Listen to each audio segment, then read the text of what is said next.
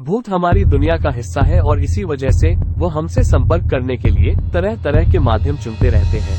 लेकिन आज तकनीक बदल चुकी है और भूत भी अपने संपर्क साधने के तरीके तकनीकी करना चाहते हैं। इसी से प्रेरित होकर भूत का नंबर भूतिया कहानी लिखी गई है। मुझे पूरी उम्मीद है कि आपको ये कहानी पसंद आएगी। शहर में एक अजीब अफवाह फैल रही थी कि लोगों को भूत का फोन आ रहा है, और तो और कई लोगों ने अपनी मोबाइल स्क्रीन पर भूत का नंबर तक दिखाया, लेकिन किसी के पास कोई तथ्य नहीं है जिनसे ये साबित किया जा सके कि उनकी बातों में सच्चाई है।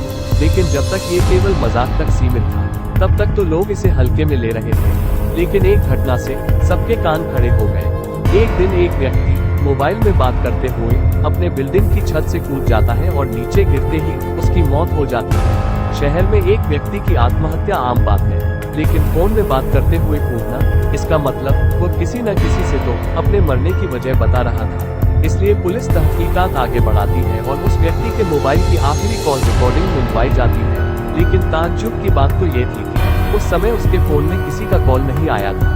पुलिस की चिंताएं और बढ़ जाती है, क्योंकि लोगों की भीड़ ने उस व्यक्ति को फोन में बात करते हुए देखा था। तो क्या यह व्यक्ति फोन में बात करने का नाटक कर रहा था? गुत्थी उलझती जा रही थी। एक और हादसे से शहर में दहशत के बादल मंडराने लगते हैं। एक और व्यक्ति रेलवे स्टेशन पर फोन में बात करते करते ही आ रही ट्रेन के आगे कूदकर अपनी जान दे देता है, और जब उसके मोबाइल की जांच की जाती है तो उसमें भी यही पता चलता है कि उसके फोन में किसी का कॉल नहीं आया था। न्यूज के माध्यम से खबरों से ज्यादा अफवाहें फैल रही थी। हर कोई भूत का नंबर जानना चाहता था। डर की वजह से लोगों ने फोन में अननोन नंबर उठाने बंद कर दिए थे।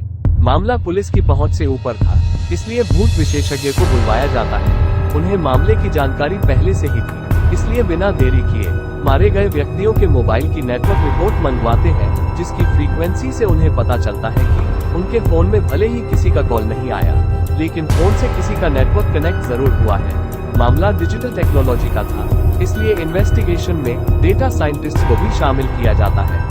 इन्वेस्टिगेशन चल ही रही होती है कि अचानक शहर में 3 लोग और अलग अलग तरीकों से आत्महत्या कर लेते हैं। इससे शहर में दहशत का माहौल बनता जा रहा था। डेटा साइंटिस्ट को एक सुराग मिलता है। जितने भी लोग मारे गए हैं, सभी के मोबाइल में एक वेबसाइट का लिंक पाया गया है।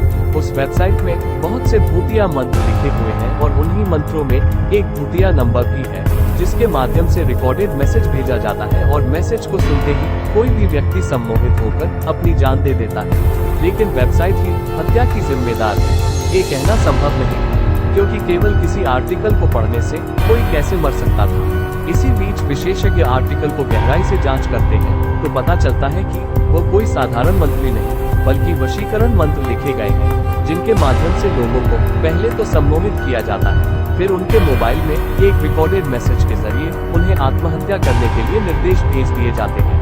पुलिस को हत्या के कारण का तो पता चल गया था, लेकिन इसके पीछे कौन है, यह अभी जानना बाकी है। तभी डाटा साइंटिस्ट वेबसाइट को ट्रैक कर लेते हैं।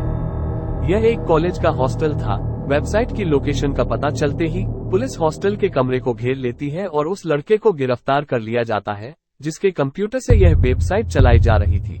लड़के के कमरे में बहुत से कॉकरोच, कीड़े मकोड़े और मरे हुए चूहे जले हुए थे। वो किसी जानवर की तरह उस कमरे में रह रहा था। दरअसल उसे देखने से ऐसा लग रहा था कि उसकी मानसिक हालत ठीक नहीं है। हॉस्टल में पुलिस को देख मैनेजमेंट के कर्मचारी भी पहुंच जाते हैं, लेकिन उन्हें अंदाजा भी नहीं होता कि इस कमरे में कोई रहता है, क्योंकि यह कमरा तो पिछले 2-3 महीनों से खुला ही नहीं था। लड़के को पूछताछ के लिए थाने लाया जाता है। लड़के का बर्ताव बहुत डरावना था। वो आसपास के लोगों को खरोचने को दौड़ रहा था। बड़ी मुश्किल से पुलिस उसे काबू करते हुए कुर्सी से बांध देती है। पुलिस ऑफिसर उससे एक एक करके कई सवाल पूछते हैं, लेकिन वो उनके किसी भी सवाल का जवाब नहीं देता। पुलिस ऑफिसर थोड़ा सख्ती से पूछताछ करने का प्रयास करते हैं, लेकिन वो कोई प्रतिक्रिया नहीं देता। पुलिस ऑफिसर भूत विशेषज्ञ को लड़के से पूछताछ करने को कहते हैं। भूत विशेषज्ञ को पहले ही पता था कि वो लड़का साधारण स्वभाव का नहीं है, पक्का किसी प्रेतात्मा ने उसके ऊपर कब्जा किया है।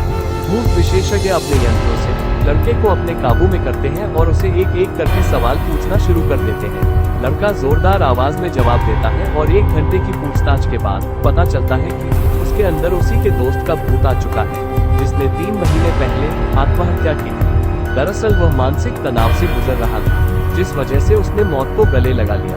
वो उसी कमरे में मरा था जहां से पुलिस ने उस लड़के को गिरफ्तार किया था। वो अपने दोस्त के शरीर के अंदर प्रवेश करके लोगों की हत्याएं कर रहा था। उसी ने वो वेबसाइट बनाई थी जिसे अब वो उस लड़के के शरीर के अंदर रहते हुए चला रहा था।